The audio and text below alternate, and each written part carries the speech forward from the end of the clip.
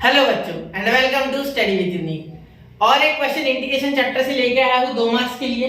ठीक है, ये क्वेश्चन 2 मार्क्स के लिए पूछा जाता है। अब देखो ये क्वेश्चन मैं क्यों उठा रहा हूँ, बहुत आसान है, बहुत इजी क्वेश्चन है, लेकिन फिर भी ले रहा हूँ क्योंकि बच्चे पैनिक सिचुएशन में एग्जाम में नहीं सोच पाते ये जल्दी से, इसीलिए मैं बता रहा हूँ। ठीक है, देखो क्या होता है, ये उन बच्चों के लिए है जो अभी पढ़ाई शुरू कर रहे हैं या जिनका बहुत कुछ हो चुका है लेकिन खिचड़ी बन चुकी है। ठीक है, तो ऐसे क्वेश्चन में वो दबते, आसान है, मुश्किल नहीं है। ट्रिग्नोमेट्री का एक फॉर्मूला लगेगा, सिंपल सॉल्व हो जाएगा। वो हम बहुत बार यूज भी करते हैं बहुत सारे क्वेश्चन में, लेकिन फिर भी मेरी कोशिश होती है कि बार बार आपको वो फॉर्मूला रिवाइज कराओ क्योंकि बहुत ज्यादा यूज है, उनका एक्सटेंसिव यूज है इन दिस चैप्टर। ठीक है, देखो 1 plus cos 2 theta is equal to 2 cos square theta, और एक है 1 minus cos 2 theta is equal to 2 sin square theta.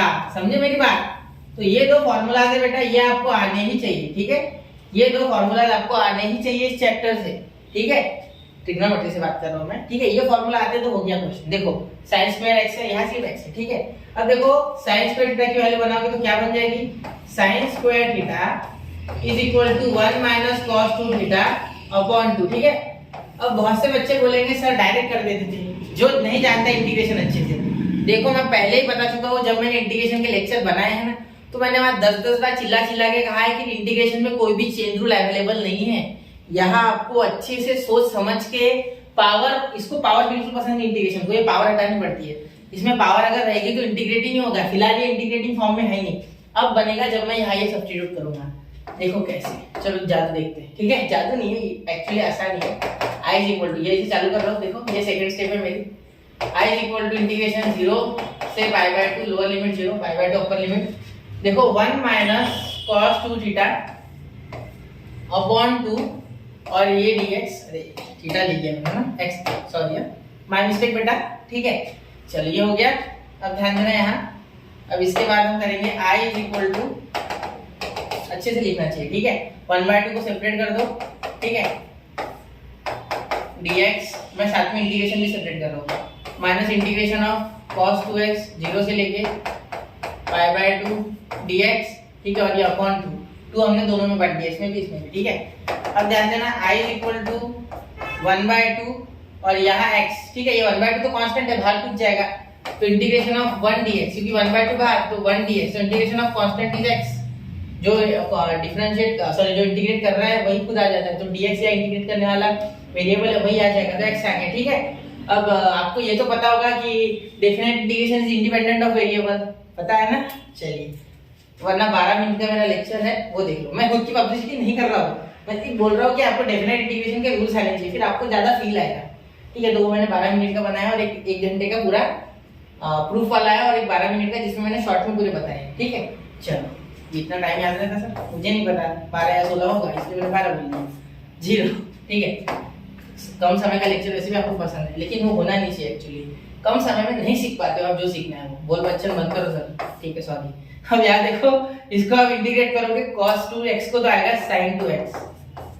ठीक है, और डिफरेंशिएशन ऑफ 2x, क्योंकि 2x एक खुद एक फंक्शन है, तो डिफरेंशिएशन ऑफ 2x नीचे 2 आ जाएगा। ठीक है, और यहाँ sin 2x को लग जाएगा 0 से लेके पाई बाय 2 का लिमिट। ठीक है, तो यहाँ आप इसे सॉल्व करोगे। ठीक है, इतने कम जगह में हो पाएगा सर? बिल्कुल होगा बेटा, क्यों नहीं होगा। ठीक है, चलो तो अब एक काम ही करते हैं ना, इसी सरकार दे दें थोड़ा, सरकम सरकम सरकम। ठीक है समझे? चलो अब देखो, ध्यान दो, यहाँ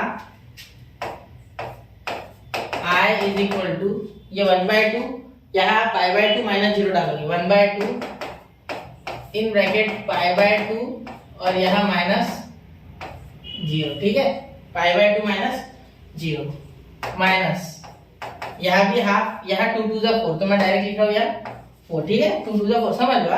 यहाँ साइन ब्रैकेट में sine 2 into pi by 2, 2 into pi by 2 minus, बीच में माइनस आएगा, साइन 0, साइन 0। ठीक है, ये एक टर्म है पूरा साइन 0। ठीक है, तो यहाँ i इज इक्वल टू ये 1/2 आ गया, तो यहाँ आ गया पाई बाय 4, पाई बाय 4 माइनस ये 2 2 कैंसिल, तो साइन पाई भी क्या होता है 0, ये साइन 0 की 0 इंटू 1/4। ठीक है, तो क्या आ गया 0, तो i is equal to pi by 4 minus 0, यानी i is equal to pi by 4। This is your final answer बेटा। ठीक है, चलिए तो यहाँ ये क्वेश्चन समझ लीजिए, ठीक है। ऐसे ही और एक cos स्क्वायर वाला क्वेश्चन होता है, ठीक है, जिसमें ये फॉर्मूला लगता है। तो वो पीछे शायद मैंने लिया है, 1 मिनट रुको जरा। हाँ ये देखो, ये सेम टू सेम टाइप में यहाँ cos लिया है, ठीक है। तो ये फरवरी 2022 में आया है, ठीक है।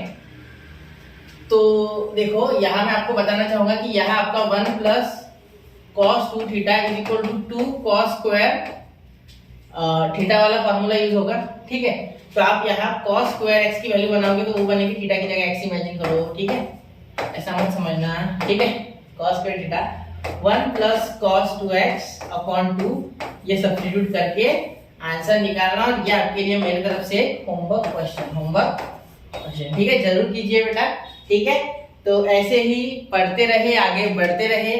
जय हिंद, जय भारत।